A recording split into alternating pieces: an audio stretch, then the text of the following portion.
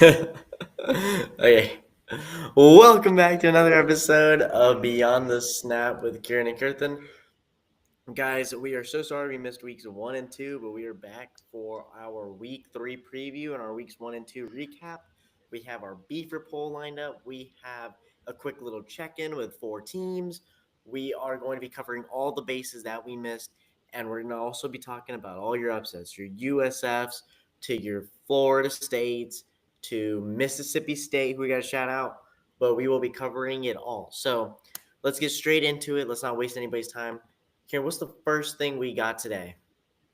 Yeah, so first we're going to go over the latest AP poll, give our reactions, and then we will unveil the Beefer poll, which is brand new, the same. Well, okay, it's not the same, but it's the same it always is, but it is also brand new for week 3.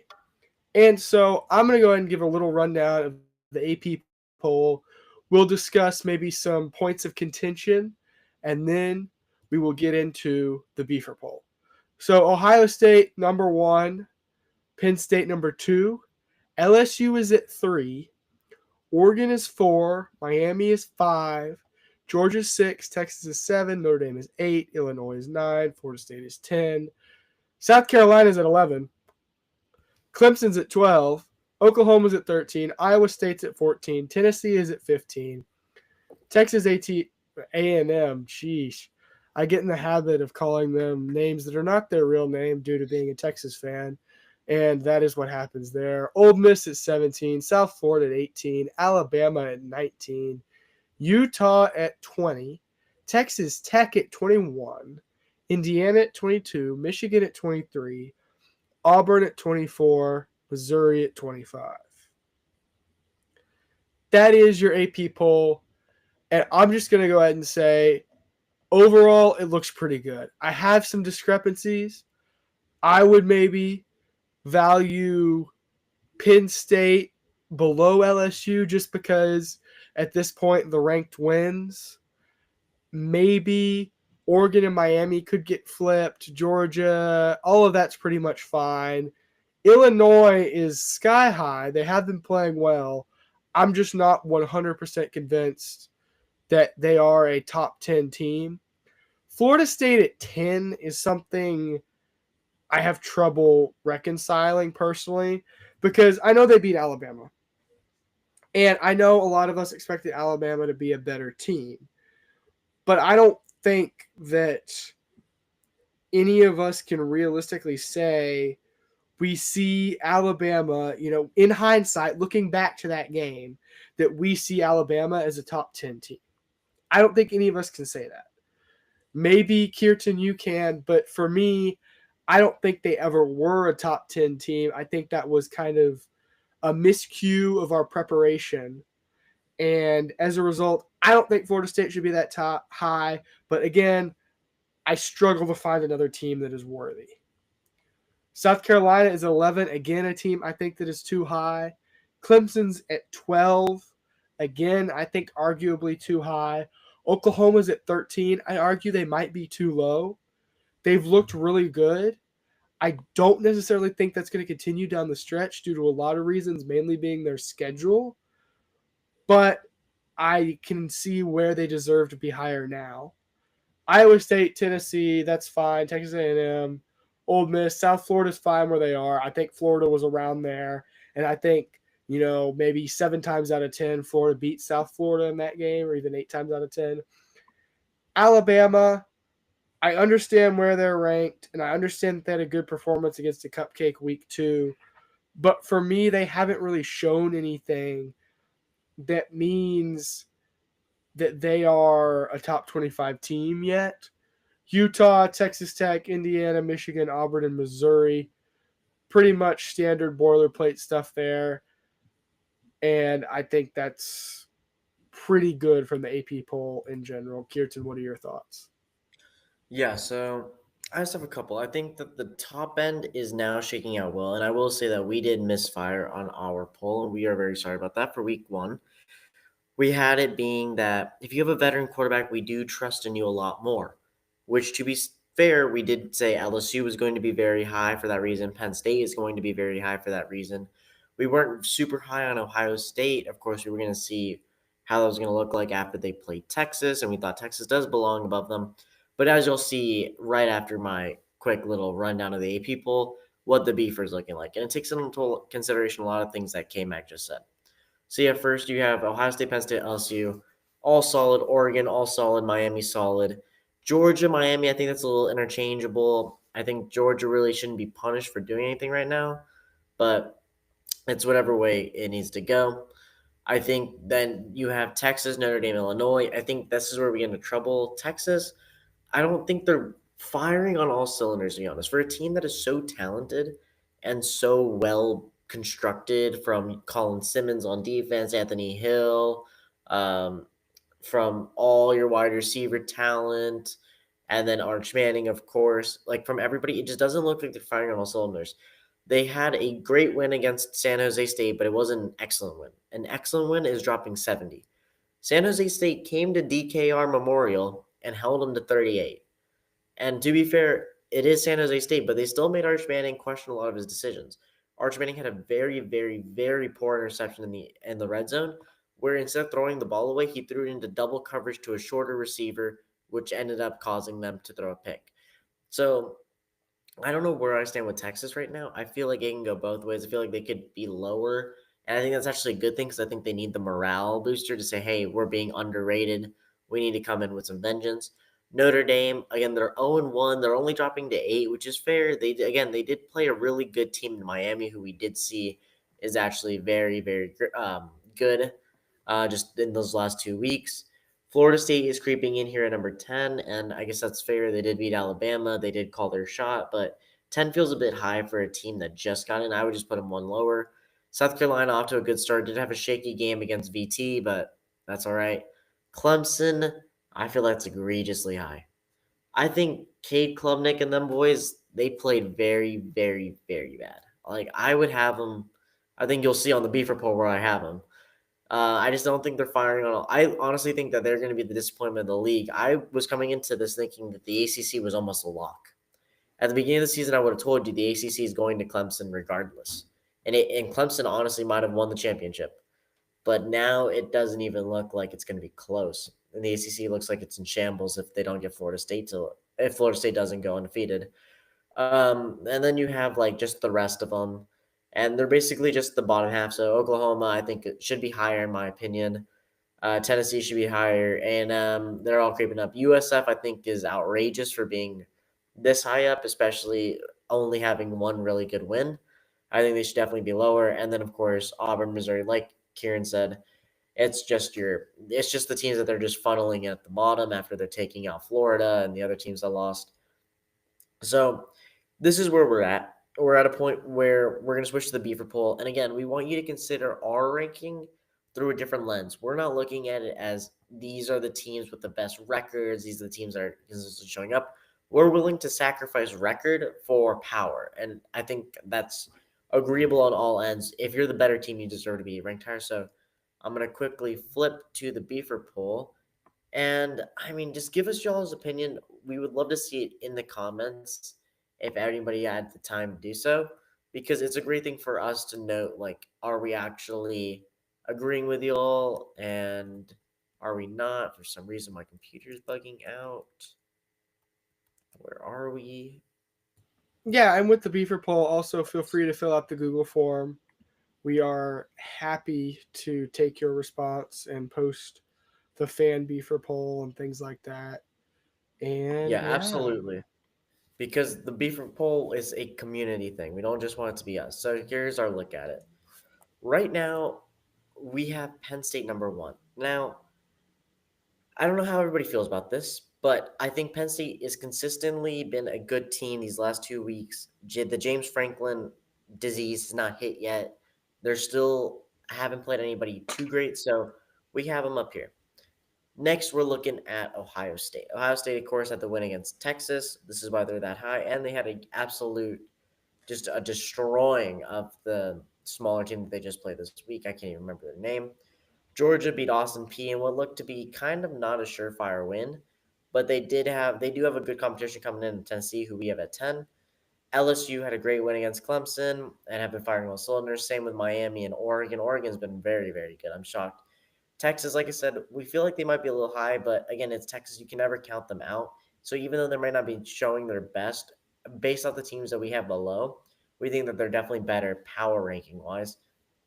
Now, again, Notre Dame, I think that that might be high, but again, we've only seen them be tested by the number five team, so you can't really push them that much. And they only lost by 3. Oklahoma, here's our big jump. Oklahoma had a very, very strong win against Miami, and John Mateer looked to be absolutely phenomenal. He was in Oklahoma, and they were just firing on all cylinders, and he was running like a madman with his head on fire, and he did not quit. Tennessee had a absolute destruction of, I believe, Tennessee A&M or East Tennessee, one of those smaller teams, where East they boasted Texas like A&M. 77. Yeah, whatever. It might be a combination of all three. Where they destroyed them. Florida State, again, I don't think they're a top 10 team. So we dropped down to 11. Illinois following. And then right outside, you have South Carolina, Iowa State, and then Clemson, I dropped to 16. I think that's the only shock here. They're ranked 12 on the AP. It's not that far of a difference, but yeah, they can't be above teams that are like A&M, South Carolina, that are undefeated right now. Then you have the teams just at the bottom rolling in: Indiana, Ole Miss, Utah, Bama at 20. I think that they should probably even be lower. But you can never count out the Bama effect. I mean, DeBoer might get it all figured out. Auburn, Jackson Arnold, a revenge tour. He's going to be looking solid. Watch out for him. Texas Tech, and they're firing on all cylinders with their quarterbacks, their running backs. They've just been looking like a solid transfer portal team. BYU, Missouri, and Arizona State, who just came off that loss to Mississippi State, but we still decided they can stick around. Kieran, you got anything else? Yeah, so overall, I think this is indicative of a pretty healthy looking field. And we'll talk about this more later. But the reason Ohio State is at 2 is because we both don't think that they got Texas's best, anywhere near Texas's best, right? And so you have to understand the number 1 doesn't necessarily mean that they will come out week 1 and play like the team they can be. And, I'm going to roll right into this because this happens to be our next segment. But we are doing some team checkups, and the first name that I wrote down is Texas. So for me, Texas has, I will put it this way: Texas should win the national championship. Penn State or LSU or Ohio State probably will. And I'll explain what I mean by that. Texas, with the talent they have, the just amount of players that are individually excellent, is truly outstanding. Because you have amazing talents like Anthony Hill, Colin Simmons, Michael Taff. I guess formerly, but also I think as an individual talent, he's still pretty amazing. Arch Manning. You have Coosby, the tackle. You have almost their entire wide receiver core. Ryan Wingo. A lot of great cover guys. Jelani McDonald. Others, right? And they are a great set of individuals, right? And for me, the team just isn't there yet, right? CJ Baxter and Trey Wisner, they've kind of, they've got going, right? The wide receivers, they've played well. But overall, the team isn't functioning as a team. You saw Colin Simmons have a couple of costly offsides penalties in this last game against San Jose State, which is, indicative that the team hasn't really settled in yet.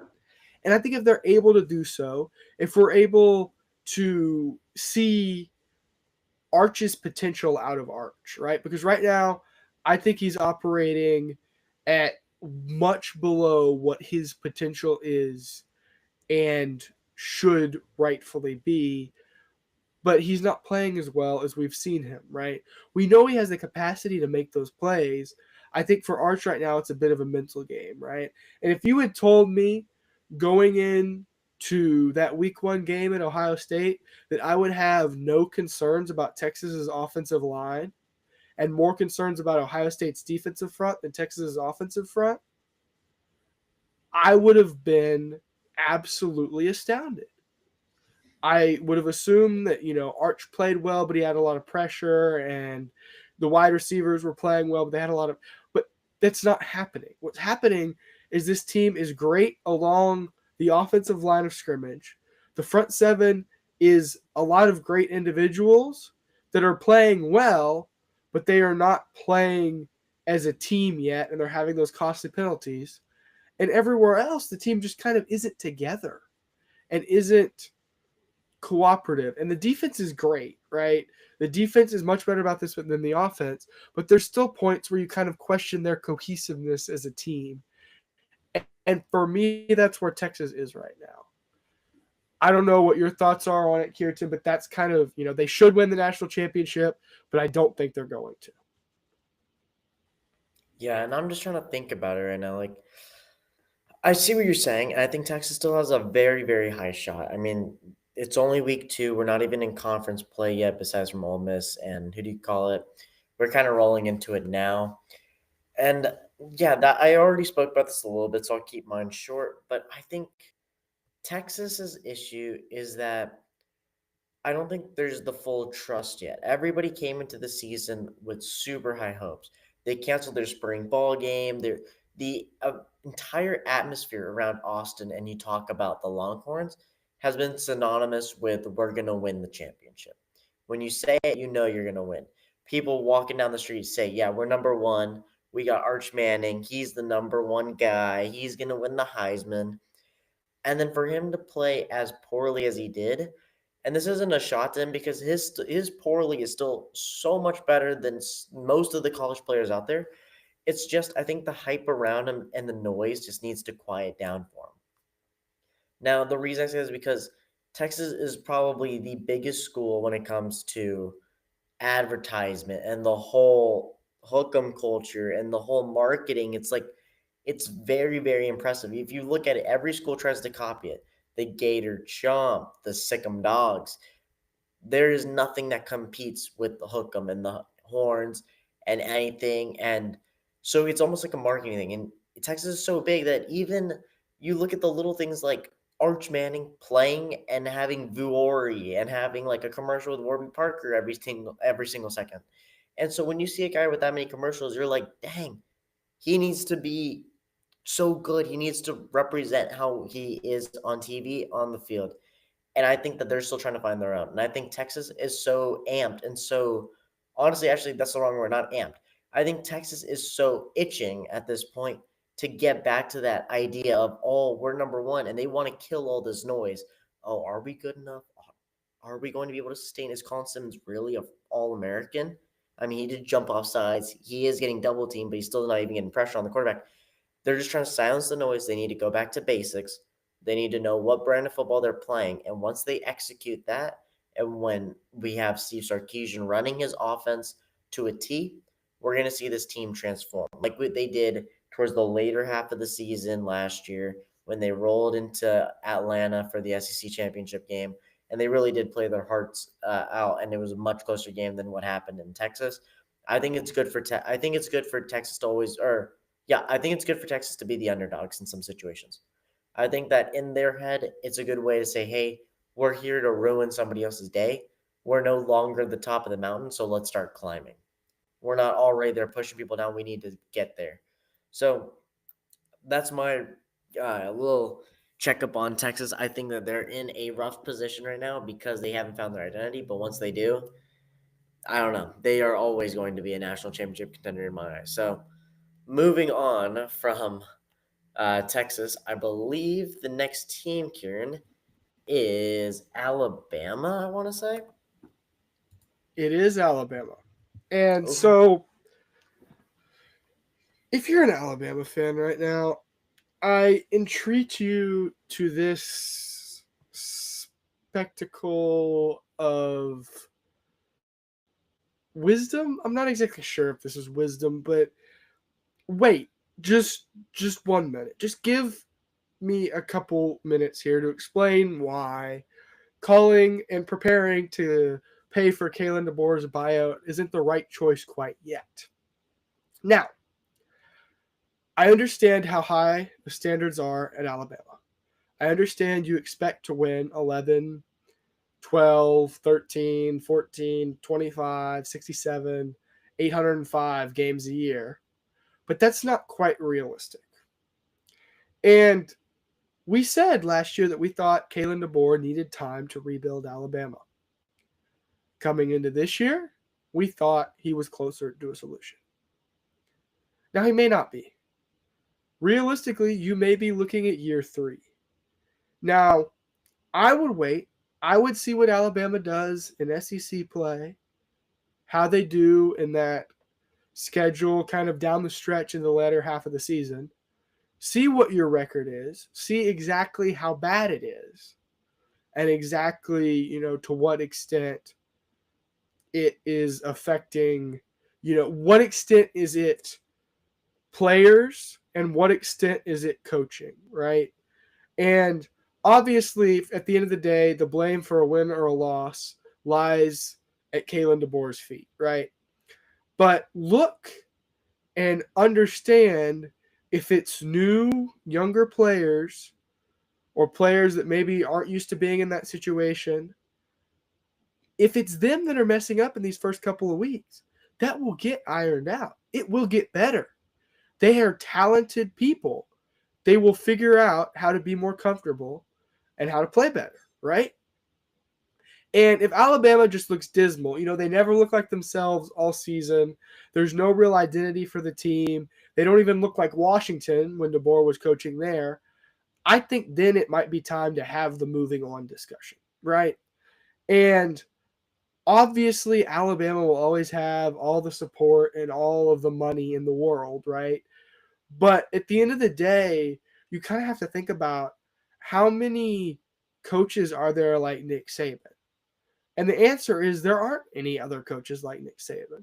So as much as you jump ship from guy to guy, say you were able to go out and hire anyone you could, right? Who would you hire?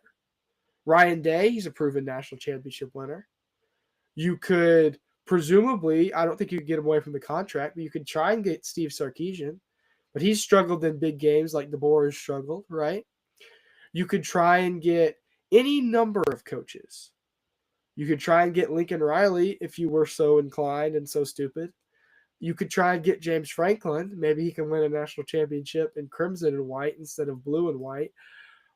But, for me, the only real coach that I can see as being a step up would be someone like Marcus Freeman. And or Kirby Smart. Marcus Freeman, Kirby Smart, those are the two coaches, right? But in my mind, obviously to me, Kirby Smart will be at Georgia. I don't think you could ever get him, right? I don't think you could get Marcus Freeman either from Notre Dame. I just don't think it would ever happen. But I can't say that if you keep asking and keep asking and keep asking, he won't eventually want to see what he can do at Alabama, right? And obviously, I said hold up on the DeBoer replacement discussion, and now I'm talking about it. But my broader point here is that if you're an Alabama fan, you don't have very much upward mobility in this situation, right? You play a very hard schedule in a hard conference. So if you can go out and try and poach position coaches and poach other coaches, but if you start jumping around from head coach to head coach, it's going to start putting a stain on the reputation of the job. And you're going to have less coaches that are the quality needed to be even mildly successful in Alabama want that job, because it's going to start to be, oh, they haven't won in a while. They haven't done this, right? Because every time you jump ship, you're asking a coach to rebuild again. And maybe DeBoer isn't the solution. And I think that's certainly possible. But I also think it's possible that patience and trying to be a little more understanding that 9-3 and 8-4 for a couple of years is not the worst thing in the world while he figures out the SEC, right? So ultimately, I'm not concerned about future Bama. I am concerned about present Bama. Kirtan? Yeah, and it's basically everything that K-Mac just said. And the one thing I will say is that I think I've seen about 10 videos online, and one I couldn't tell if it was a deep fake or not, but it was about this old woman who lives in Tuscaloosa, and it was her saying, if I won the lottery, I would spend the first 70 million buying out Kalen DeBoer's contract, and I would spend whatever the rest of the money I have on firing the AD. I thought that was hilarious. I'm not gonna lie, I still think it's kind of funny. But yeah, I don't think you can call for his head yet. He did have a great bounce back game. And to him, it's all new. To him, he is a Pac-10 like player. He is like he's just a totally like he's I don't know the best way to put it. Yeah, he is or were they Pac-10? Yeah, I'm pretty sure Pac-10 at that point with Washington. Um and so he just needs to figure out like his ropes. And yeah, I think they just need to be in development. Nick Saban was the greatest coach of all time, and I feel like that's unarguable because he truly was just that guy. He was unbeatable. He coached with such a with such an iron fist that made him just made him unbreakable. Like, you could not break his spirit or his team, and that's why people want to come play for him because he had that winning culture. I think Kalen DeBoer is just trying to find his own. A lot of people decommitted when they saw Kalen DeBoer being the next coach, and you really can't get better than them. So to keep it short, I would just say Kalen DeBoer should stick around. I think this year is very, very long, and I think they're still going to play teams like Georgia. They're still going to play teams like LSU, and I really don't see them losing all the games they did last year. I just think Florida State may have been just a big test. They're on the road. It's the week one of the season. Florida State is fired up. Tommy Castellanos is fired up for this game. He's already called him out. And so for that reason, I would say just give them a little bit longer. If they still are looking just as tragic as last year, then we might have to discuss new coaches. But really, who do you go after? Do you go after an NFL guy? Do you go after an offensive coordinator somewhere else? I mean, it's going to take a lot to pull a lot of these coaches away that are winning. So for that reason, I, I say let him stick around. All right. And moving on to our next team, Florida. So, there's kind of a duality of fan in the SEC. And the Florida fans have had it rough for a long time, and it does not look like it's getting better. They were ranked very highly. They're a good team. They had a brutal loss to USF. They didn't quite look like themselves. DJ Lagway wasn't really able to get going. He wasn't able to generate that kind of dynamo offensive performance we kind of expect from him. And unfortunately, that resulted in a loss. And ultimately, Florida can be upset. They can be saddened by it. But if they let it get to them, if the team lets it get to them, and I think we will see this coming week against LSU, if Florida lets the loss get to them, lets it affect them, lets it get in their mental psyche, and I mean the team and the coaches and everyone associated with the program that has something to do with them winning a football game. If that happens, Florida's done for. They have one of the hardest schedules in the nation. They will just spiral. And they'll keep spiraling and keep spiraling and keep spiraling until the season's over. And then you're looking at, I don't know, 4-8, 5-7, and it's just not a good place to be. So Florida has to reset, has to go earn their ranking back, and has to go really give it their all to win some games. And I think that's really important for them right now, that they don't get mentally down in the dumps and they're able to kind of skate on past this and move on without over analyzing and rehashing too much. Yeah. And I think, plain and simple, the one thing I will say about Florida is I think this is the end of Billy Napier. I don't think you can go into games like USF and lose. I understand he has the hardest schedule in the SEC. No one's taking that away from him. He had a great year last year, but he will always be tainted by the fact that they could not get it done. In the opener, they played Miami last year, in Miami being a great team and all, could not get it done. And I think when it comes to big games, you just know that Billy Napier will not win. And even if you look it up right now, Billy Napier, one of the top comments is Billy Napier buyout, Billy Napier fired. Who's going to replace him? And honestly, I think that this is just something that needs to happen for Florida. I'd be shocked if Billy Napier stays because he's been on the hot seat for now like 2-3 years. Um, and so, in my opinion, I think that this is probably the end of Billy Napier. I think he'll finish out the year, but I do think this will probably be the end of his tenure over there.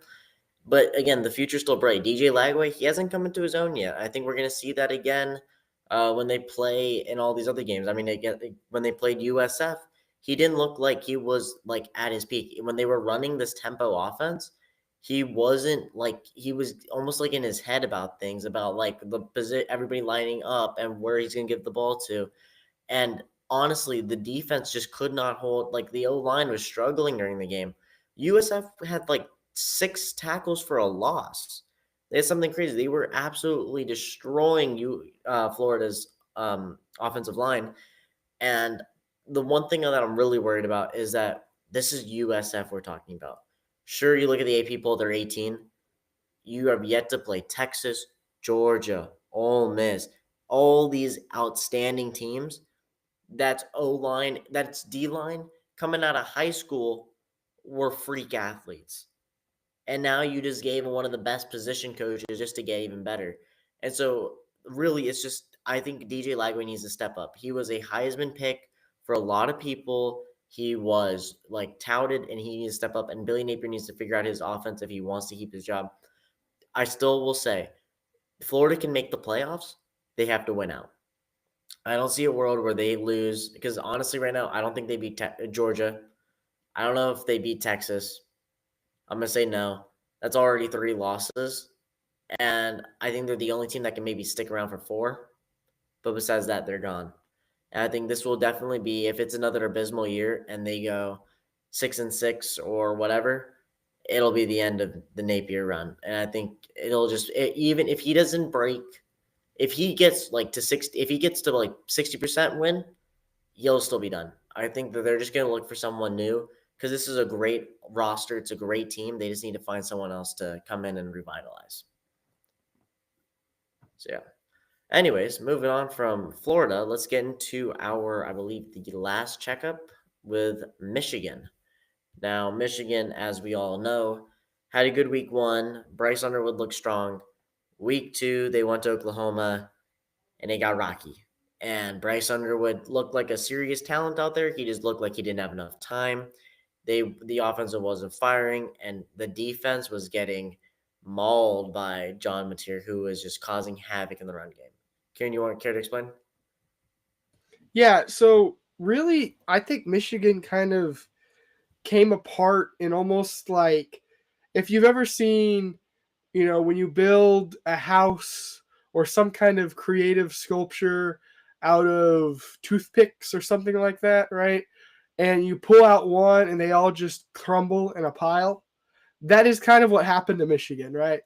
Bryce Underwood wasn't the same quality of quarterback, the same quality of throw, just the same quality of play that we had seen even just the week prior, right? He had degraded, he wasn't playing as well, and it kind of just unraveled the whole team like a sweater. And really, it started there, right? And then once Bryce Underwood was able to take away some of the dynamism of that offense, by with his own play, Michigan went downhill in terms of being able to run the ball effectively and being able to be well-rounded, right? And once you go to one dimension, I think me and Kirtan know from playing football, that's almost it, right? Once you're a one-dimensional, doing one thing all the time, it makes it so much easier for the defense. And when your defense is playing well, your offense comes out hyped, they come out ready to go. And with quality players like John Mateer, that ready to go turns into points. And he's played well. He had a awful looking interception, but other than that, John Mateer has been exactly what Oklahoma needed him to be. And honestly, they've played really, really well. I think Oklahoma is getting to be very dangerous in even maybe the playoff conversation, although their schedule is brutal.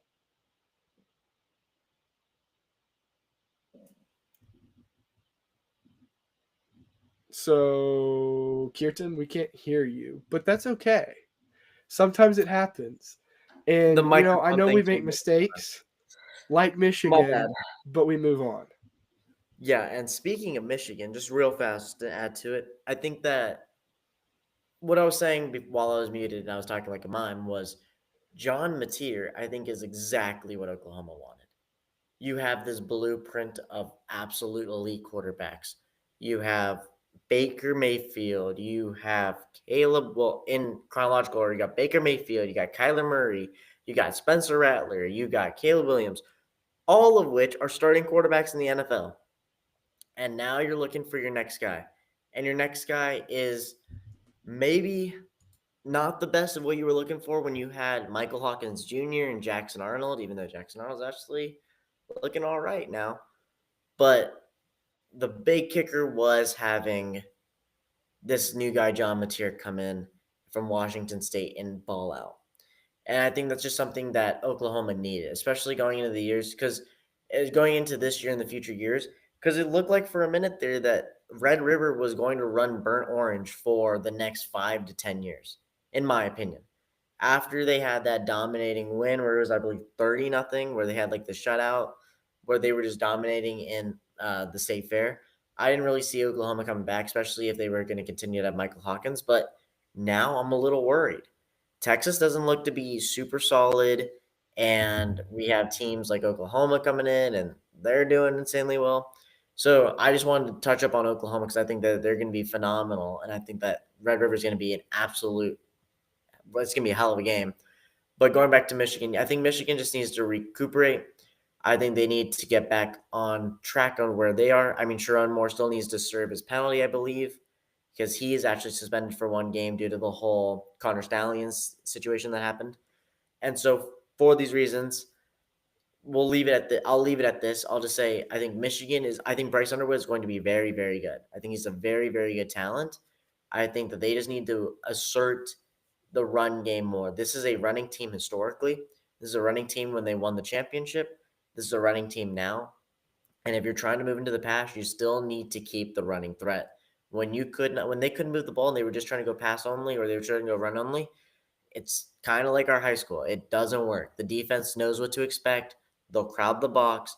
They'll find solutions. Otherwise, you need to establish one to work the other. And so until Michigan can finally get that going, we're going to see them struggle, and they'll have good competition that'll hopefully prepare them for the game, which is going to be at the end of the season. But again, we never know. We never knew last year. We always said that Ohio State's going to win this one. They've been losing like 4 straight.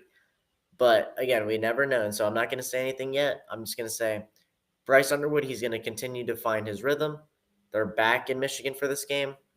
And all I can say is, or for the big game, which is weeks away.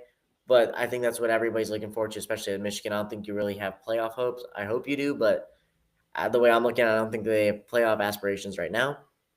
But develop your quarterback. He's going to be a beast in the next coming year. So that's what I have for Michigan.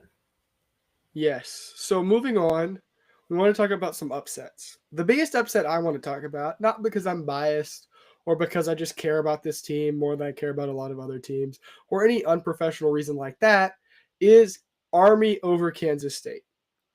For those of you that are unaware, Army lost to Tarleton State week 1 in overtime. It was an ugly game. It was an awful game, and it was inexcusable. Tarleton State is an FCS team. And Army, as much as people may insist that the service academies are in fact not members of FBS football, they are. And so it is rather abysmal that Army should lose to an FCS team. But this week they rebounded in a big way, carried by senior safety Colin Madison, who honestly, he has played lights out the whole game, and especially on that last drive. Additionally, Army's offense was rocking and rolling 3 yards in a cloud of dust like they always do, and they were able to beat Kansas State. Another important tidbit of information that Kansas State's accountants are keenly aware of is that they paid $1,175,000 to get beat by America and our Army. And, I'm very proud of them, but maybe not the most sound financial decision, Kansas State. So now we are going to move on to previewing week 3. And this is our first set of previews of this year, so we're going to go ahead and explain it. Each week, we're going to have an upset alert game, and then we're going to cover all the top games or the games that we see as being the most impactful. And we're going to give you a little bit of a breakdown, and then we'll give our prediction. Today, I will start with our upset alert game, and it is Clemson at Georgia Tech. So importantly, this game is not in Death Valley, which means Clemson will have to go on the road for the first time this season. With Cade Klubnik struggling under 60% completion percentage, with 2 picks and only 2 touchdowns, he has had some issues. But I think almost even more importantly than that is their defense has been struggling. We expected Clemson's defense to be dominant along the lines of scrimmage. We expected that defense to look and feel like the purest 9-iron shot you've ever hit. And right now, they look like you absolutely towed it, and it is way, way right of the green. And ultimately, they've got to improve. If they want to be a amazing quality football team, right, they have to improve in that level of just that tenacity that they are lacking on defense right now. And ultimately, they have to really develop as a unit and as a cohesive unit and to play like with the Clemson culture that I've seen them lacking on both sides of the ball. And for that reason, I think Haynes King and his run-heavy Georgia Tech team could absolutely roll over Clemson. If it gets sideways, if Haynes King punches you in the mouth, and then they bring Aaron Philo in and he drops a deep bomb over the defense, I mean, it could all be over in a half if Georgia Tech is able to play their cards right and get Clemson on the back foot. And so that's my concern. I think Clemson really needs to get a dominant win here because after their struggles with Troy last week and getting beat by LSU in week 1, both at home, I really think that they are going to struggle on the road. And unless they change something, they could be in upset territory. Kirtan, our next game. Oh my gosh, he did it again. Our talking vibe. No, it's bugged. I swear on my end it shows that the mic is white. Okay, the next game is, I believe, Georgia, Tennessee. Now, this one we have on the upset alert because of the fact that both these teams are just rolling along. Let's just say that. The way I would say this should go is we're going to see we're going to see 2 teams that both have quarterbacks that are technically just getting the real start, you could say. And the first one is, of course, Georgia. Georgia rolled out Gunnar Stockton during the SEC championship game.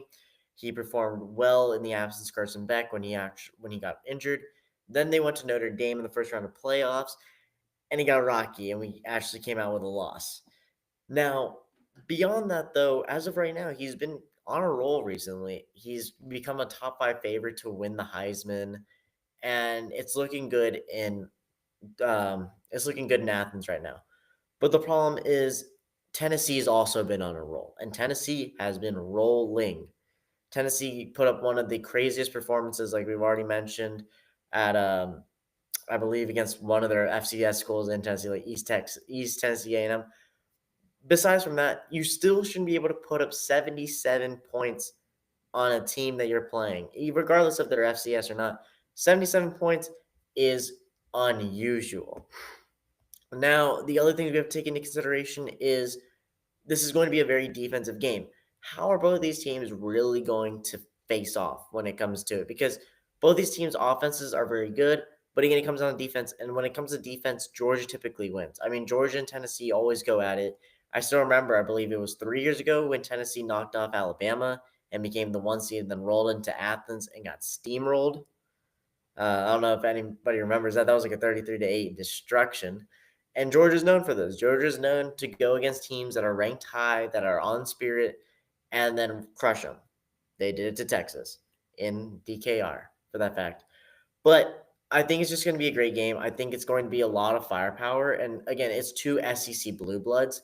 So I'm going to say that it's a little bit less on the upset meter. If we had an upset meter from we think it's going to happen, like it's predicted in the future, to it might be on the mild side, I would say this one is probably somewhere in the middle. It can go both ways. Again, this is a top 10 team we're talking about, especially on our beefer poll.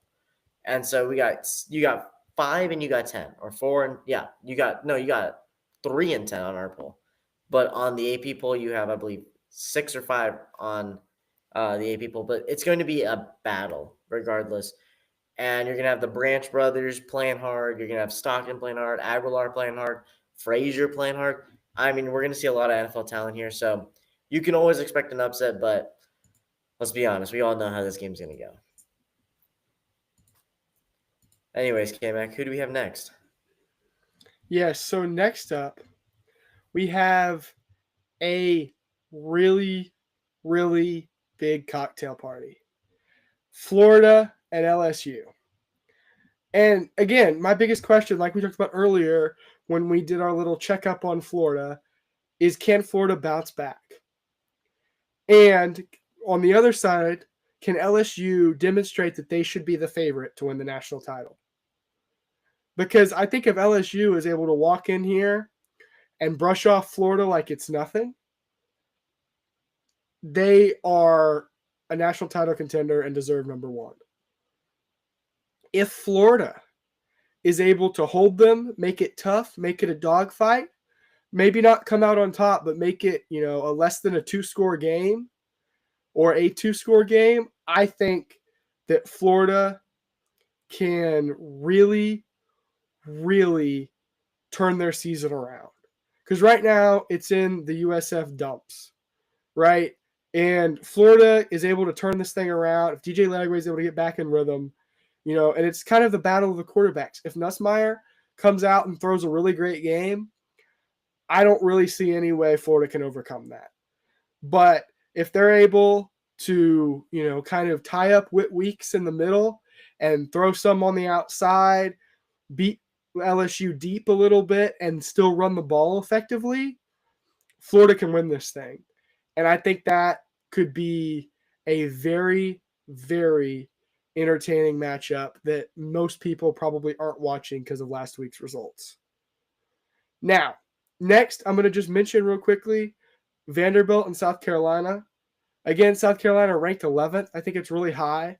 Lenora Sellers has struggled to begin this year. He struggled a little bit, not quite as dynamic as we might have expected. But I think that hopefully they can take care of Vanderbilt. But if Vanderbilt and Pavia are able to play like they played in the second half last week against Virginia Tech, I think South Carolina is in real trouble, and the Vandy swag could be back and better than ever.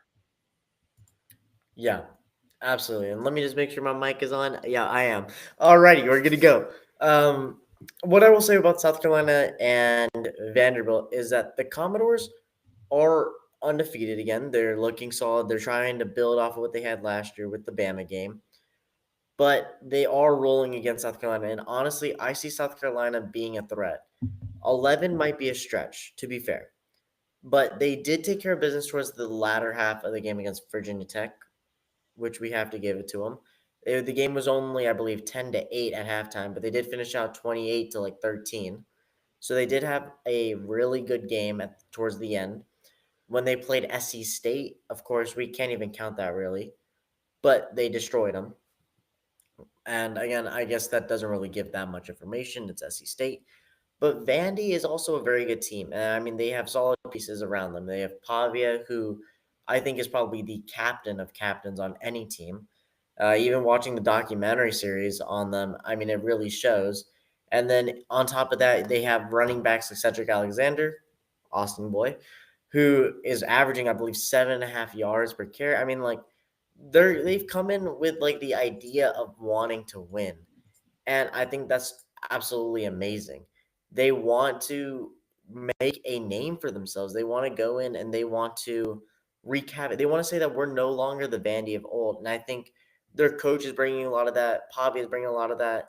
And they're going against the South Carolina team, Shane Beamer, and his whole legacy and what does he want to leave behind? What does Lenore Sellers, who is a Heisman favorite, want to leave behind? And right now he's not looking his best, but this is a very crucial game. You're opening SEC play. You really need to make an impact here when it matters most. And so I think that even though it could be an upset, I still see South Carolina for sure winning this game. And again, I could be wrong, but it's because I think they need to establish themselves here. And I think this is definitely the game to do it. I don't know where this game is going to be played.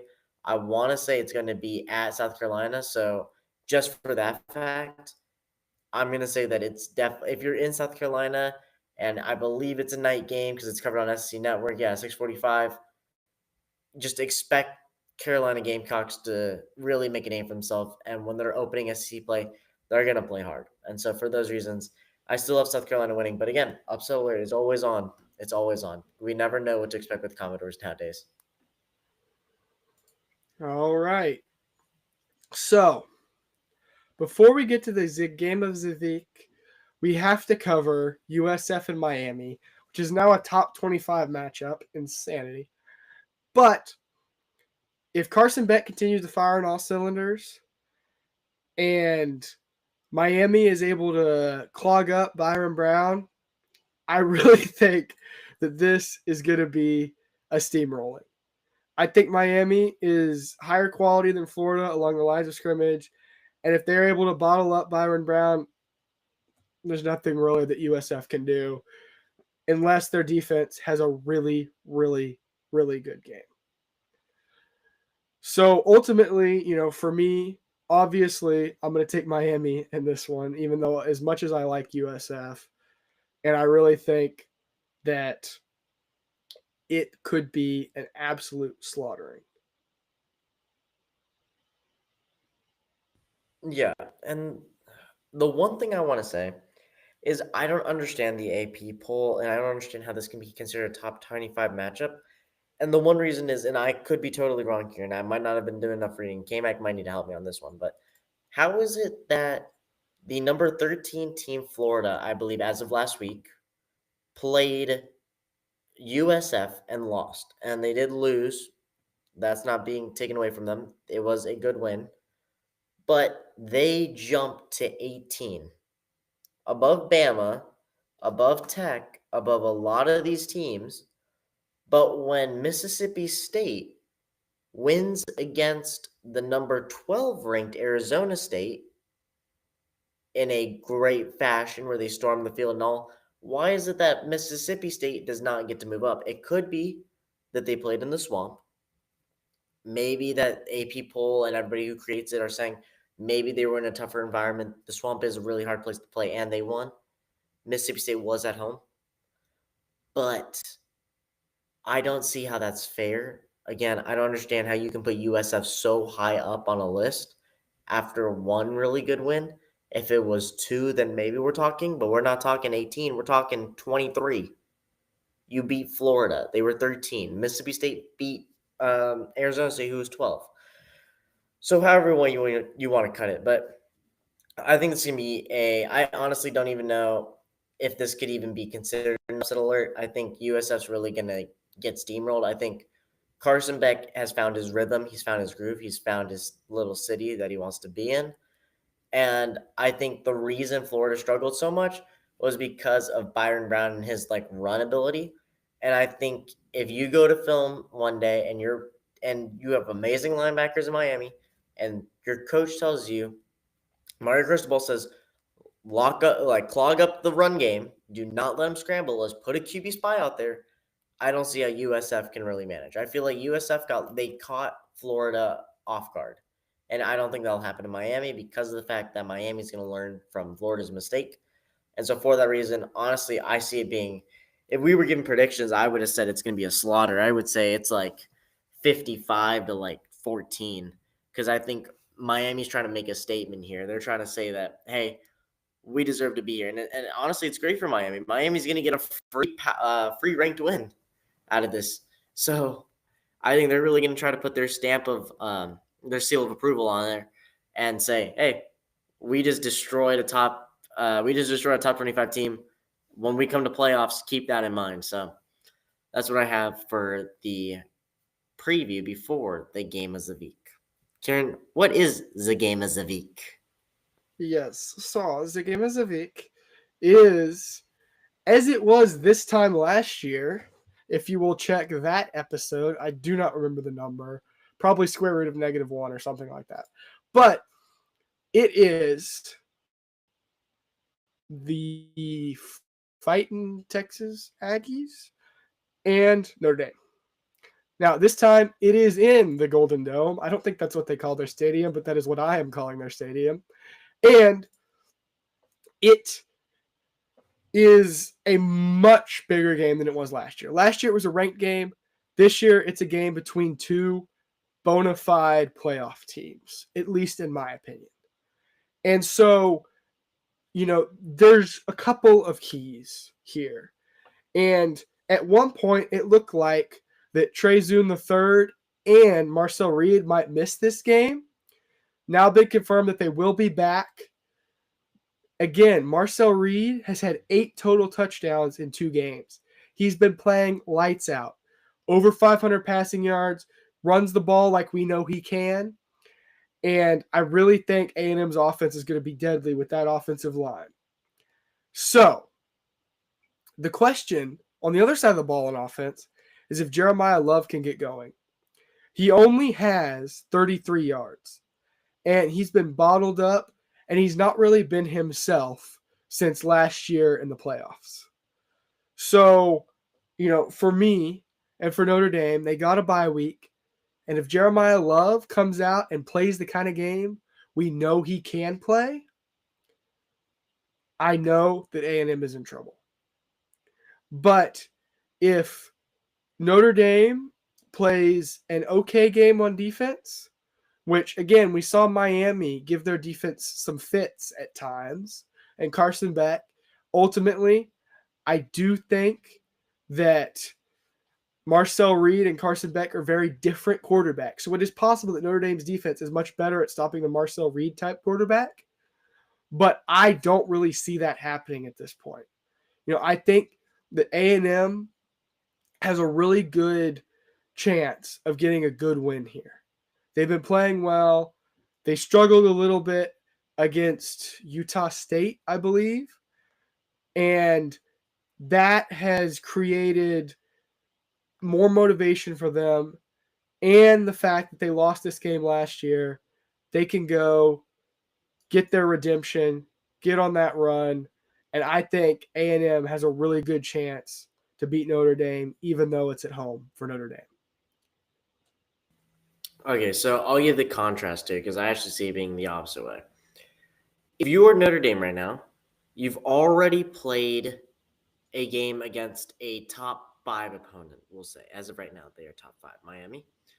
And you play them and lost by 3 in Miami, mind you. You're in Hard Rock Stadium. You only lose by 3. With that being said, additionally, your best player, Jeremiah Love, is bottled to 33 rushing yards on 10 attempts. But yet you still came within 3. So even though you should have won the game, and even though I still think Notre Dame, it was kind of abysmal for Miami to win, I would have to say that I think they bounce back here. Now, A&M's a great team, and I'm not discrediting that at all. I think that what Mike Elko has built is exactly what you want should have been post Johnny Manziel era. This should have been exactly what you have after Johnny Manziel brought in all the hype. But I think the issue is they're just not going to be able to compete with a Notre Dame team that's now going to be disciplined. I think Notre Dame wants it more. I think Jeremiah Smith has probably heard. Nobody knows. He might be listening in secretly onto one of these conversations of 2 podcasters just saying stuff about him, saying, dang, only 33 yards? I think he's going to come out with vengeance. And I truly believe that. He is at home. He's being looked after. He's being looked down upon by touchdown Jesus, and he's going to have himself a game. He's going to play Marcel Reed. The defense is going to be hungry. I think this isn't even a game of who has the better talent. This is a game because I think they're both equal in talent. I think they're both equal in strategist. Marcus Friedman, absolutely elite coach. Mike Elko, I honestly would say, is an elite coach after what he did in 1 year. I think this is going to be a game of who wants it more. I mean, Mike Elko took his team to the SEC championship. I mean, they came one game short to Texas, but it was a winner go home situation. And that was only 1 year of him being there after he left Duke. Marcus Friedman comes in, and within, I believe, 2 years, 3 years, he's in the championship game. This is just going to be a straight battle of who is more disciplined and who is going to be hungry for this win. I honestly think that Notre Dame will pull this off because of the sheer fact that Jeremiah Love will be so amped to play this game. He will be wanting to silence everybody online, say, oh, you only think I got 33 yards? Here's 150 with a three-piece side of touchdowns. And so I think he's going to have a crazy game. I think A&M's defense is going to be tested. Even though they're a super physical defense, I think it's going to be a great test for them. And Notre Dame's already done it once. They've already won in Aggieland. They can do it again, especially when they're at home in Indiana, in their stadium, in front of their home fans that watch them just go to the championship game. I have to say, I think Notre Dame is going to pull this one off. Yeah, so for all the reasons Kirtan just said, I'm picking Notre Dame. As much as I made the A&M argument, I do think Notre Dame's going to win. And in that vein, I'm just going to give a quick rundown of my predictions for this week, and then Kirtan will give you his. Again, I have Notre Dame, already spoiled that. Miami, going to pick against the grain here and go Vandy, both because I know there's only two options and I have one podcast partner, but also because I think that Pavia, if he gets rocking and rolling, I think they're going to win. LSU, I think LSU beats Florida pretty handedly. I don't think Florida's able to turn it around. I think Georgia takes care of Tennessee, especially on the feet and running ability of Nate Frazier. And I think Georgia Tech is going to beat Clemson. That's fair. So I don't want to seem like just a bummer of a human and a guy that just goes directly with the favorites. So I'll break it down the same way. I'll say USF Miami, or let's start with game of the week. Like I said, Notre Dame I think is going to win this. I think it's just a sheer fact they want it more. Miami USF, I think it's kind of a joke that USF is 18. I don't understand who finessed their way to get that up there, but at least USF's going to get some pretty cool Instagram photos of them saying number 18 in the country. That'll be a good selling point to all the freshmen that are applying right now, or also the seniors that are applying right now. You have Florida LSU. I don't know. Honestly, if you told me to pick an upset out of one of these, I would have picked this game. Because, again, I'm a very big believer in the morale of the team and the feelings. And, again, it's kind of the same reason why I didn't know if Georgia was going to be able to beat Texas twice. And I always say I'd rather lose the first time than the second time because the second time always matters more. And I think it's because of the fact that you go out there a second time and you want it badly. You want to win. You want to silence everybody. Florida needs the win. But I'm still going to go with LSU. I think Garrett Nussmeier is doing great things. Georgia, I think, is going to handle themselves. I think it's just going to be a defensive game, and I think Gunnar Stockton's really going to separate himself from the crowd. And then I'll say Clemson. Even though I think Clemson is doing really bad, again, I feel like this is another one of those things where Dabo Swinney has probably been at practice from 5 in the morning to probably right about now, screaming at his team about how bad they are. How did you let a really bad team put you in a 16-point hole? How did we have to get a newsletter that said Clemson barely survived? Clemson make an amazing comeback against a really bad team. Like, how do you let it get to that point? And so I think Dabo Swinney is literally throwing his hat at people, screaming. I mean, if you ever watched the Alabama versus Clemson championship game, you will see Dabo Swinney absolutely lose his crap on everybody. And so I think he is literally screaming at Cade Klubnik right now. Cade Klubnik's probably internally screaming at himself. And I think they need to get this done. Georgia Tech is a formidable opponent. They were notably ranked right outside the top 25. I think they actually got votes to be in the top 25. I believe they got the third most votes. Like they're not a team to mess with. Hayes King is going to run a tight ship, and I think Georgia Tech might actually be a really good game, especially if Georgia Tech pulls this game off. But I still think Dabo Swinney is going to literally say, "Win this, or I cut you from the team." I think it's going to be cutthroat. I think he needs the win so badly that Dabo Swinney is going to go crazy, and they're going to will. He is going to will this game to a victory. So, give me Clemson. All right. Well, with that, Kirtan, Clemson's culture coach and French mime, that is an interesting career choice from him tonight. Whatever But pays the bills. next week, we are looking forward to a Big 12 matchup of Texas Tech, including a player we have both played against, Cameron Dickey at running back for them, and Utah, and also breaking down our Week 3 reactions, new Beaver poll. You know the drill. Thank you all for watching. Shout out to my wonderful cousin who has been putting his inspiring words in the chat, I think. Inspiring? I think that's the right word. We'll just go with it.